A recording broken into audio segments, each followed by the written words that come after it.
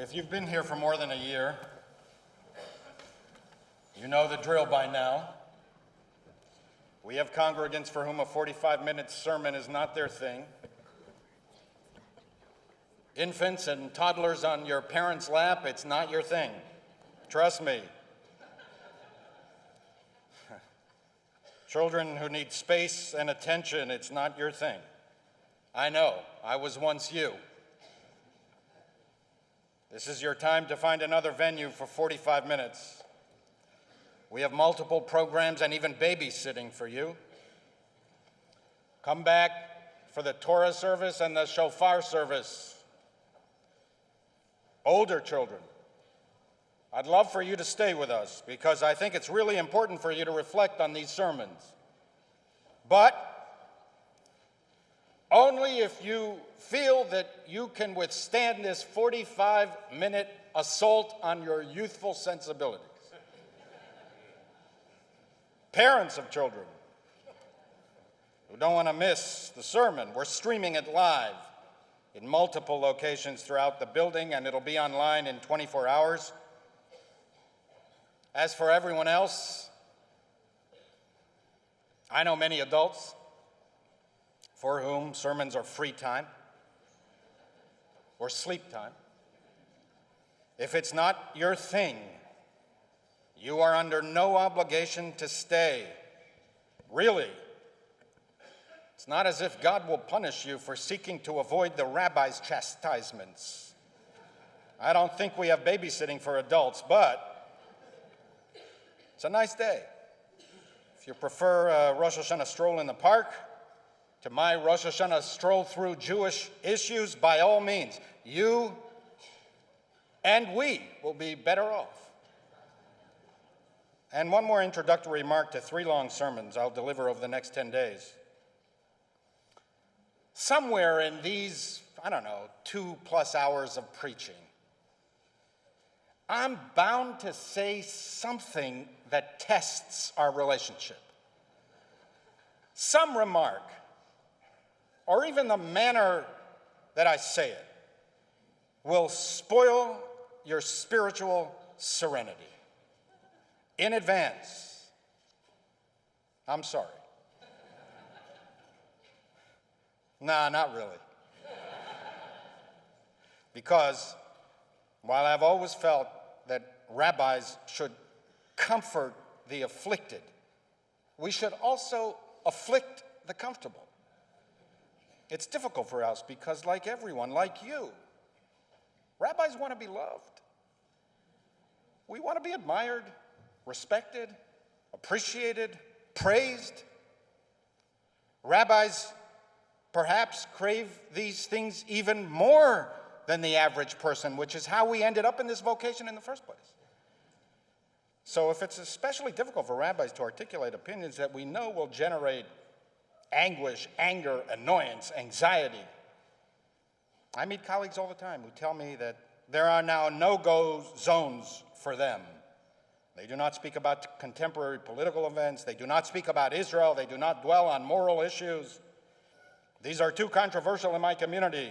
They say, I stick to the safe things. What a waste of a pulpit. Rabbis are not politicians. We're not running for anything. Our duty is to campaign for righteousness, as we see it.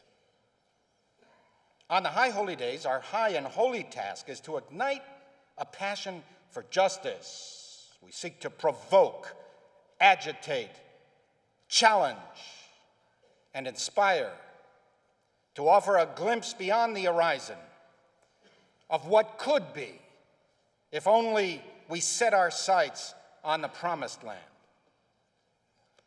In that context, we need to speak about anti-Semitism.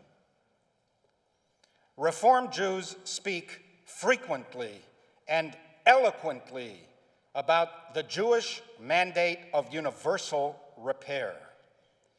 We speak less frequently and less eloquently about our obligations to fellow Jews. If you look at the agendas of our movements, conventions, mass gatherings, and public statements, There is no doubt that we are rightly absorbed with the urgency of social justice. No fair critic of American Reform Judaism can accuse us of neglecting Judaism's insistent demand to help make the world a better place. In this synagogue, in the past 2 years alone, we've traveled to Germany, Greece, and the American Southwest to learn more about and express our moral indignation of the uncompassionate, unworthy, ungenerous, and un-Jewish treatment of immigrants and refugees. 2 large volunteer task forces representing hundreds of congregants work hard every day on social repair. But candidly, in our movement, we do not speak enough about our obligations to fellow Jews. It's why I spend so much time with you on this. If not us, then who? If we do not care about American Jews, South American Jews, European Jews, Israeli Jews, who will? We do not emphasize enough the central Jewish principle. Kol Yisrael arevin ze bazeh. All Jews are responsible one for the other. Jewish identity starts there. If you do not feel that, you cannot live a full Jewish life, and you don't understand Judaism as well as you think you do. The pain of a Belgian Jew is our pain. The fear of an Israeli child terrorized by rockets is our fear. The insecurity of Orthodox Jews attacked regularly on the streets of Brooklyn is our insecurity. We seem to think that we've defeated history. All those plunders, persecutions, and pogroms, they are a thing of the past. There is no past when it comes to anti-Semitism. Only eternal vigilance. Don't forget. Never forget who we really are. We are not a powerful majority. We make a lot of noise, but we are a minuscule percentage of the human race. There are 2 billion Christians, 1.6 billion Muslims, 1 billion Hindus, and 14 million Jews on a good day. All of the world's Jews can fit into one Shanghai neighborhood. We are a tiny people about whom much of the world has ambivalent feelings. We lost a third of our people in the mid-20th century. And under the most optimistic projections, will not recover the number of Jews who lived on the eve of World War II until the middle of this century, 100 years after the Holocaust. Rabbi Mordecai Kaplan wrote, "Before the beginning of the 19th century, all Jews regarded Judaism as a privilege. Since then, most Jews have come to regard it as a burden. We need to heighten our sense of the privilege of being Jewish, of being part of a precious people, a unique civilization handed down to us from the mists of antiquity.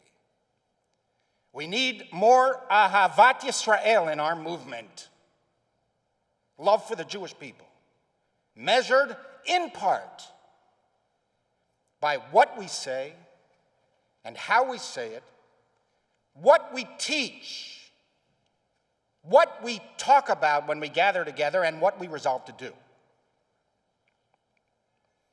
We need more introspection. We need to learn to love ourselves again.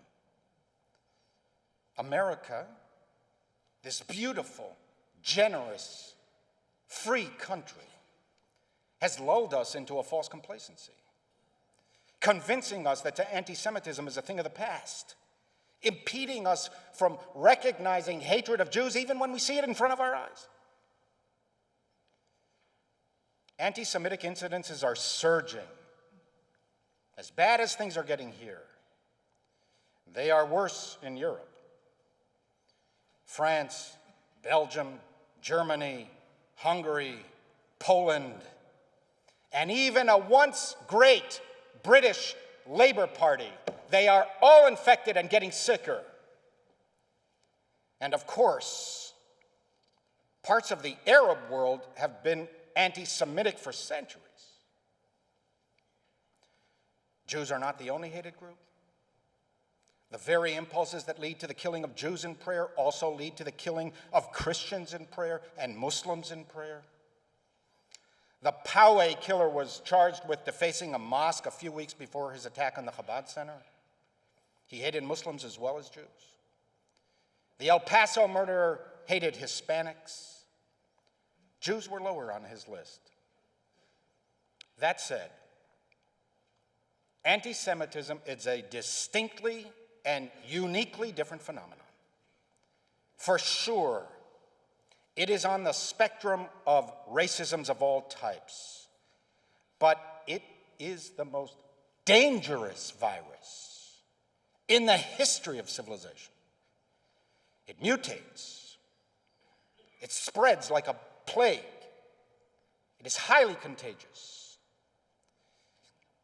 It will infect every healthy social organism within the contagion zone, weakening society's defenses and devastating the body politic. Anti-Semitism is a phenomenon of both the right and the left. It has always been that way. For the anti-Semites of the right, Jews invented communism. For the anti-Semites of the left, Jews are rapacious capitalists. Both think that for Jews, it's all about money and exploitation. Both accuse us of just disloyalty. Both right-wing and left-wing anti-Semites boycott Jews and Jewish businesses. Both think that Jews have mystical powers to manipulate society, that there is some kind of international plot to pull the strings of the world for the enrichment of the Jews. From the right, it is the charge that there is a Jewish cabal, the elders of Zion. From the left, it is Israel, the Zionist elders, hypnotizing the great powers. Listen, I've been to meetings of these Zionist elders, those international agencies devoted to world Jewry like the World Zionist Congress and the Jewish Agency for Israel. Trust me, these Zionist geezers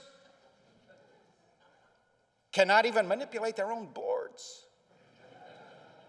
let alone control the world.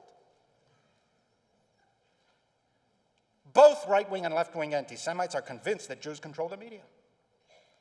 Both think that Jews have too much influence over Hollywood, television, and general culture. Now, I must confess, as I was sitting one day in Jerusalem, listening in on another meeting of the Elders of Zion, the World Zionist Organization, listening in on this fascinating plan to conquer the world, it dawned on me, you know what? Maybe there is something to these claims of Jewish control. Because every time I turned on the television in Israel, I saw Jews. I saw Muslims and Christians too, but mostly I saw Jews. Every time I walked into a cinema, I saw Jewish actors, Jewish directors, there were Jewish producers.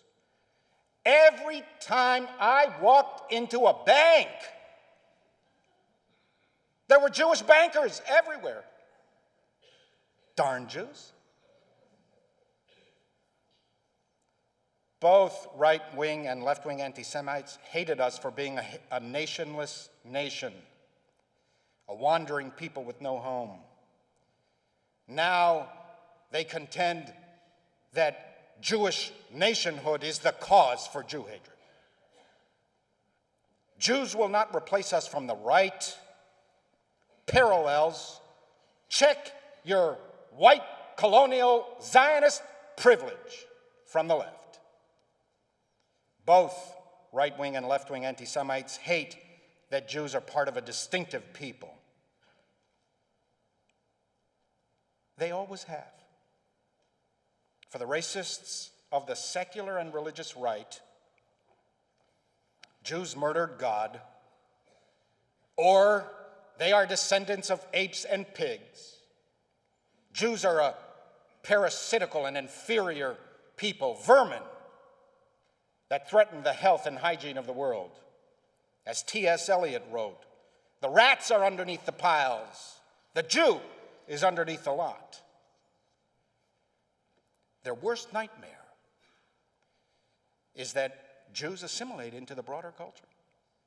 For them, Jews need to be suppressed, exiled, or barring any other effective solution, exterminated.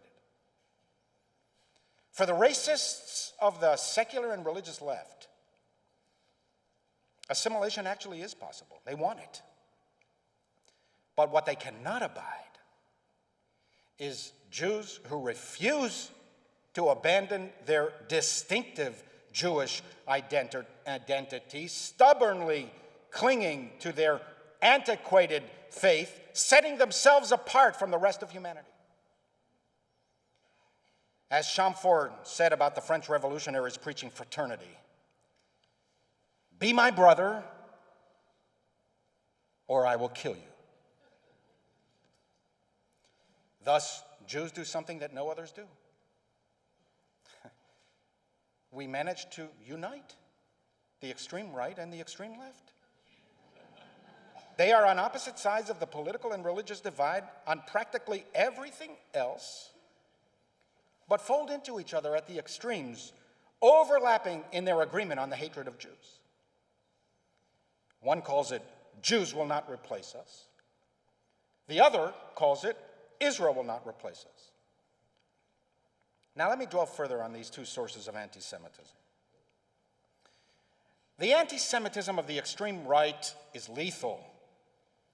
These are violent racists who hate many people, not only Jews. They hate African Americans and Muslim Americans. They hate Hispanics.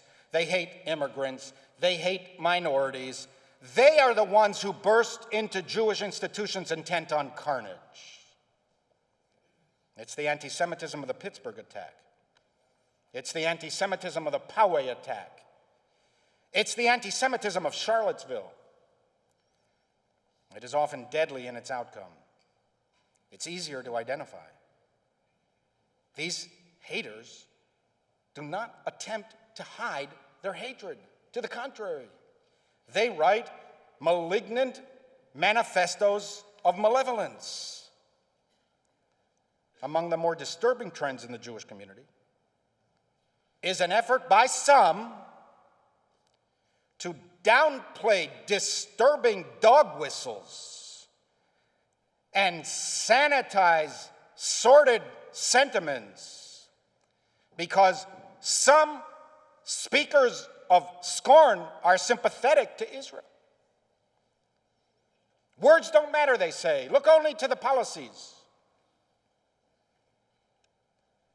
When will we ever learn? Hateful words lead to hateful deeds. We've known this for thousands of years. The Bible warns there is life and death in the power of the tongue.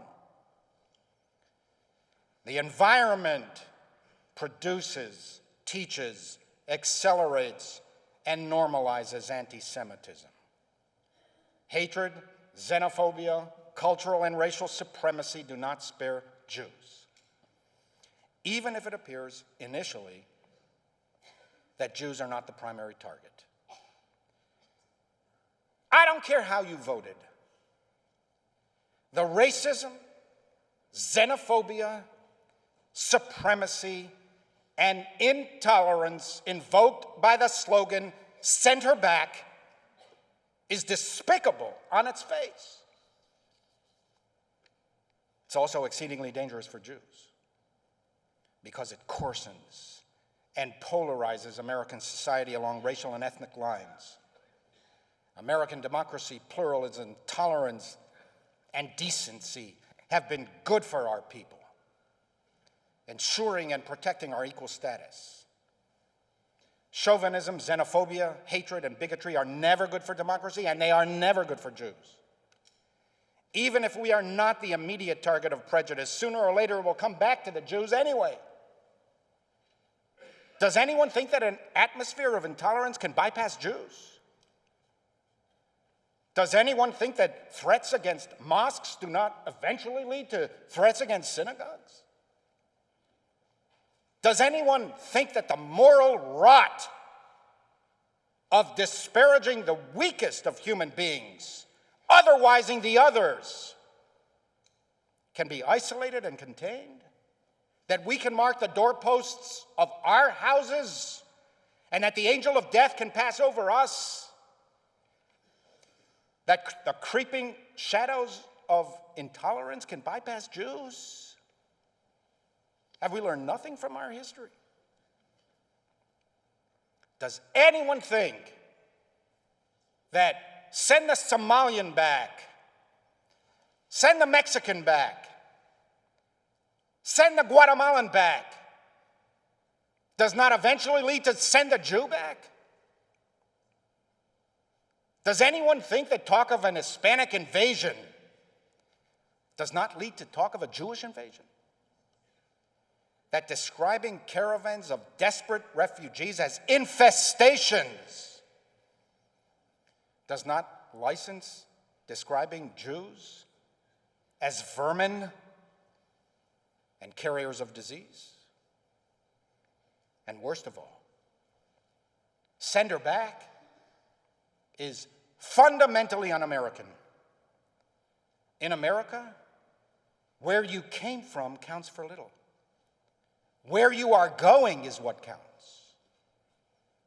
If you believe in the value of life, if you are committed to liberty and seek for others as for yourself the right to pursue human happiness and dignity, this is what counts. In debating Stephen Douglas during the 1858 Illinois Senate campaign, Abraham Lincoln spoke of his disdain for slavery.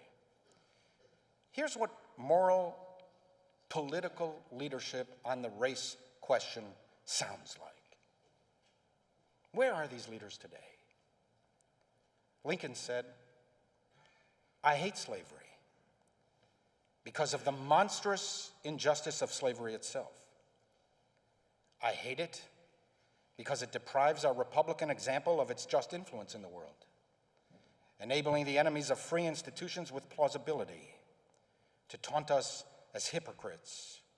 It causes the real friends of freedom to doubt our sincerity, and especially because it causes so many good people amongst ourselves into an open war with the very fundamental principles of civil liberty, insisting that there is no right principle, but only self-interest.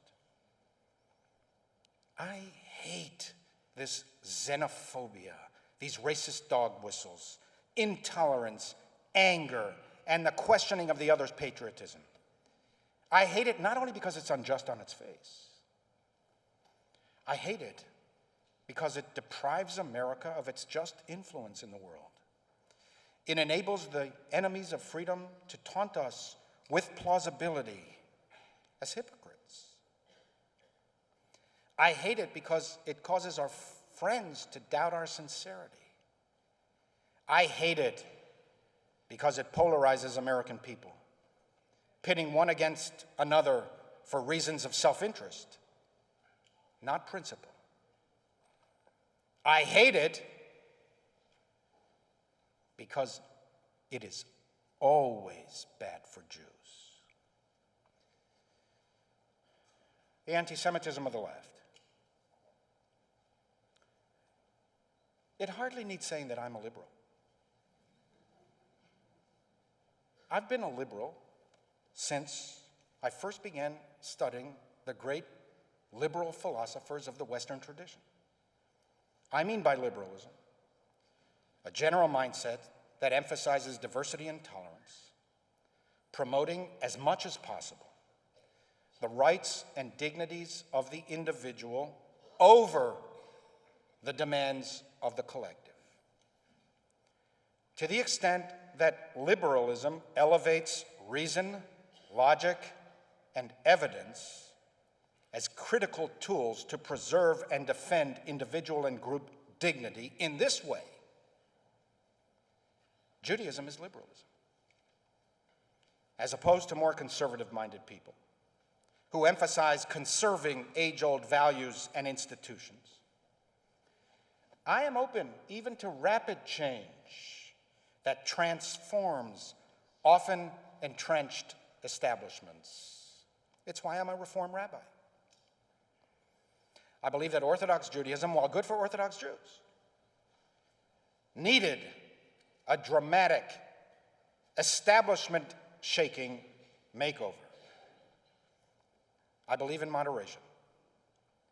I do not believe that anyone who disagrees with me, even on critical issues, is transparently and by definition immoral, racist, misogynistic, anti-Semitic, evil, cowardly, fundamentally flawed, or irredeemably stupid. I am a Zionist because I'm a liberal. Zionism aspired to give dignity to the Jewish people after centuries of oppression. It succeeded, even beyond its founders' wildest dreams. If you have any doubt about that, try to imagine the Jewish world today without the state of Israel. Now, if I were to have a purely theoretical conversation, I could accept a form of anti-Zionism that is not anti-Semitic.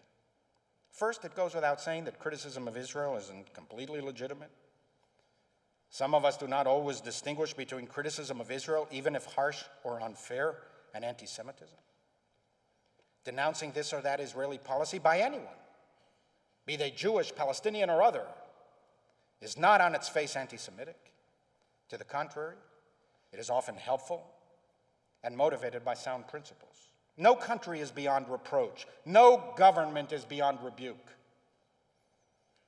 Second, some anti-Zionists, Jews among them, sincerely believe that they are not opposing Israel's national existence, but Israel's denial of another nation's existence. They say that they do not want to dismantle Israel itself, only its occupation of Palestinian lands. I can understand how in their minds this is far from hating Jews, and how offended they may be by accusations of anti-Semitism. But in practice, what does anti-Zionism mean? There are 9 million people living in Israel, 6.5 million of them Jews. Where would they go? Send them back to Europe, as Hamas demands? That is the very racism decried by progressives about which I spoke earlier.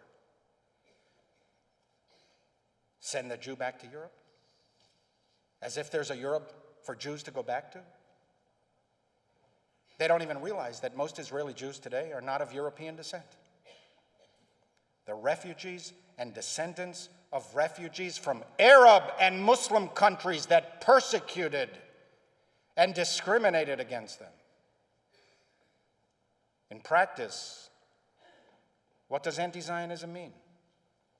Create a binational state as BDS demands? Multinational arrangements never work, especially between warring peoples. Just look at Kosovo, Serbia, Albania, Afghanistan, even democratic Belgium is at daily risk of splitting apart. Czechoslovakia didn't work either. although the Czechs and the Slovaks were the exception to the rule that when separation does occur, it is through violence and bloodshed. To say now, 71 years later, that you are an anti-Zionist, that you are opposed to the existence of Israel, is as ludicrous as saying that you are opposed to the existence of America because there were people here before the pioneers settled the land, or that Texas, Arizona, Colorado, and California are occupied territory because they were taken by force from Mexico. Or that you are opposed to the existence of Jordan, Iraq, Lebanon, or Syria because they were created out of whole cloth by the British and the French after World War I. Understand what they mean when they say they are not anti-Jewish, only anti-Zionist. They mean that justice requires dismantling the one and only Jewish state in the world in favor of a 23rd Arab state. And they say it with such venom. The way they speak about Israel is the tell that says more about them than it does about Israel. There is something canine in the bark and growl of these anti-Zionists. It's a primal loathing. Hatred of Israel is so overwhelming that it often stumbles into anti-Semitism even if it didn't start there. Anti-Israel activism on the campuses and streets of America and Europe has led to verbal and physical assaults against Jews. Anything goes when speaking of Israel. Israel is never just wrong or mistaken. It is genocidal, fascist, ethnic cleansing, apartheid, Nazi, rogue, colonial. The worst malignancy of the world, the worst.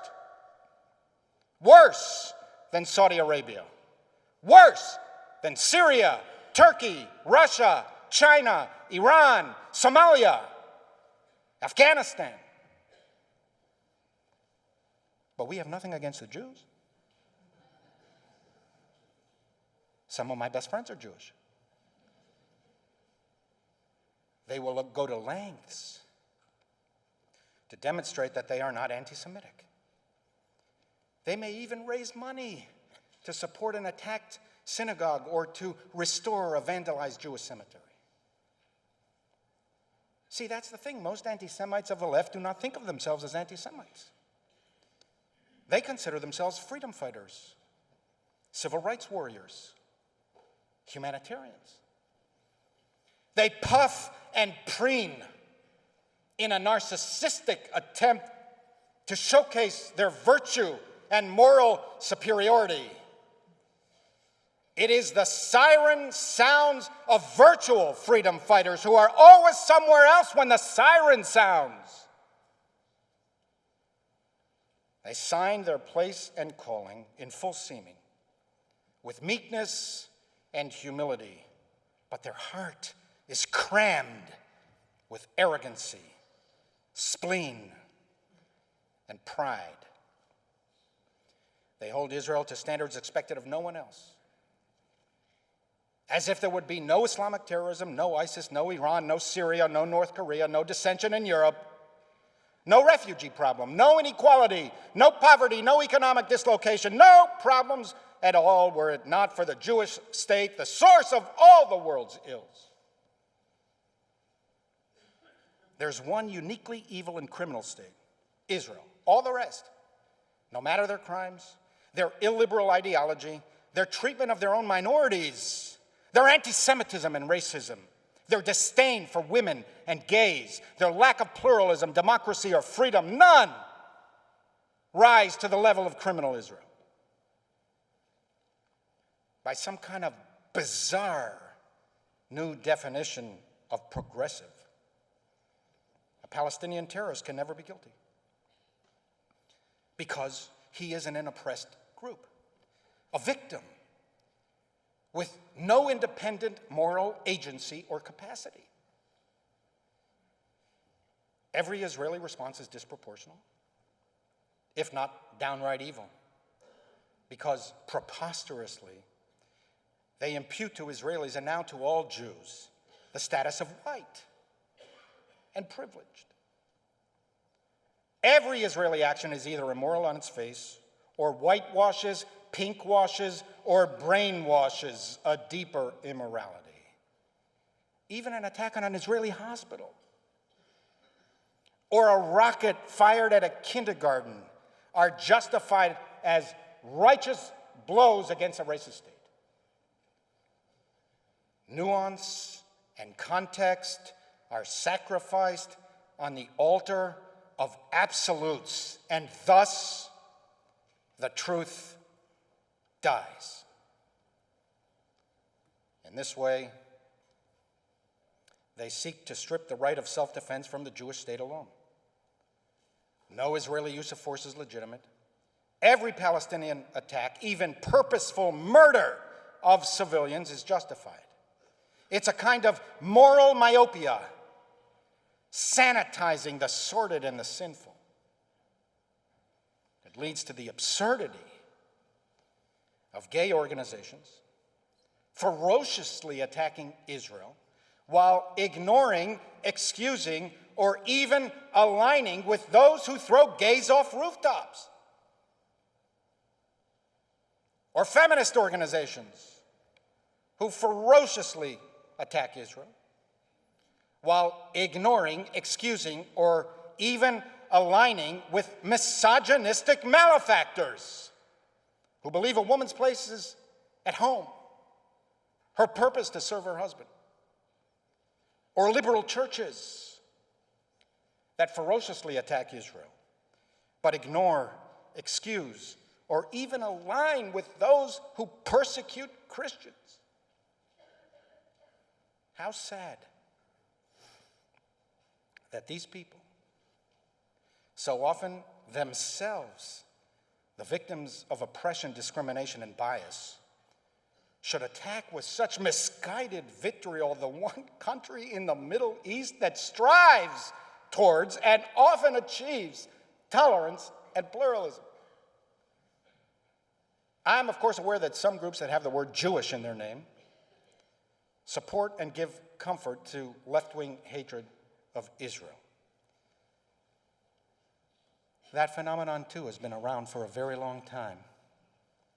There have always been Jews and Jewish movements discomforted by the Jewish collective, seeking the acceptance and approval of non-Jews, who likewise disdain Jewish peoplehood. While, of course, I support Palestinian aspirations to self-determination, and while I still support an independent state of Palestine living peacefully side by side with Israel, if that's what the Palestinians ever decide that they want, it's simply false and morally obtuse to equate the Palestinian liberation movement with the American civil rights movement or anti-colonialism. Yasser Arafat was not Martin Luther King. Mahmoud Abbas is not Gandhi. Israel is not Imperial Britain. And those Palestinians gathering weekly on the Gaza fence, launching mortars, fire balloons, and setting Israeli fields ablaze, they are not disciples of nonviolence. They are not protesting their lack of civil rights. They seek to deny Israel their rights.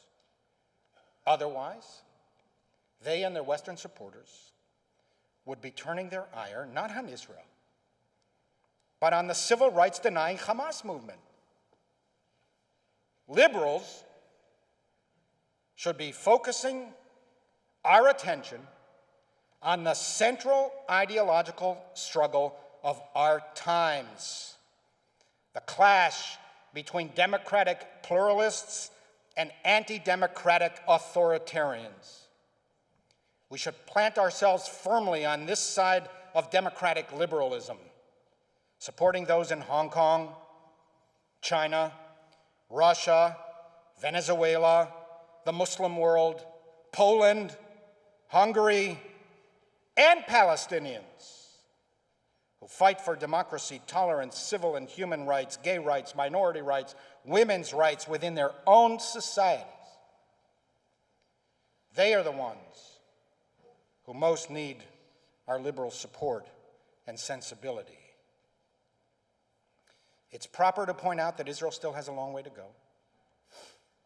But it is also proper to acknowledge that Israel's Arab minorities enjoy freedom and economic security that can only be dreamt of everywhere else in the Middle East. It is proper to point out that Israel must do better safeguarding minority rights. But it is also proper to acknowledge, unlike all of its neighbors, Israel is democratic, pluralistic, multicultural, and tolerates dissent. The message I want to deliver to you today on this high and holy day is of the Spirit. Fighting back starts in your heart, your Jewish soul. Stand up and be counted as proud Jews. Do not cower. Do not cringe. Do not crouch. Do not quiver. Do not consider Judaism a burden. It is a privilege beyond measure. Never forget you are the heirs of kings, prophets, freedom fighters, poets, teachers, and moral guides who changed the world. You belong to an ancient people that revolutionized human thought. Commit and recommit to the future of our people, to Jewish education, Jewish self-determination, and collective Jewish dignity. Your love of these principles, more than the hatred of those peoples, will determine the future of Judaism. One summer day, I found myself in Munich and decided to spend the morning in Dachau. Dachau was an evil place. Not as many people died there as in other concentration camps, but Dachau became the symbol of Nazi atrocities because of its location in the heart of a Munich suburb. I was struck by the utter normalcy of the place. Dachau is a town. It has everything every other town has. It was a town back then as well. To get to the camp, you walk about a quarter of a mile from the parking lot. You cross the street and some houses. I arrived early, so everything was quiet, normal. I saw a typical German family walking down the neighborhood lane. They were young parents. The mother was holding in her arms her bouncing, bubbly baby. And a shaggy dog was prancing alongside of them. I spent a long time looking at this family, just letting my mind wander as they faded away into the distance. Nothing was out of the ordinary. From inside the concentration camp, you can see the homes that abut the main building used to process prisoners. You can still see the hooks on which they hung prisoners for hours, lashing them with whips and canes. Typical red-roofed houses literally overlook the torture room. The roofs are studded with antennas and satellite dishes, all the trappings of modern life. It's what you would expect to find in any middle-class neighborhood in the Western world. I'm not suggesting that there's anything wrong here, and I'm certainly not suggesting that the younger generations are personally responsible for the deeds of their parents and grandparents. I simply noticed that people are prepared to live right on top of the place where some 200,000 souls were brutally imprisoned and where some 30,000 were killed. Their first view in the morning as they get up and drink their coffee is overlooking the perimeter wall into the concentration camp square, where tens of thousands of starving, bedraggled, tortured prisoners lined up every morning for roll call and selection. And I thought to myself, in the end, life moves on. Your tragedies are your tragedies. But other people get on with life. Thousands of visitors a day, including group after group of German youth, visit those 20 acres, many of them shaken and distraught. But the people who live right outside overlooking that spot, they live normal lives there. They have families there. They raise children there. They have pets. They have satellite television. Your tragedy is not their tragedy. They live as if nothing happened there. After all, it's been 74 years since the liberation of Dachau. In the end, Jewish history is your history. The Jewish future is your responsibility. Jewish destiny is your responsibility. Jewish life is your responsibility. May we prove worthy, and may we endure now and forever. Amen.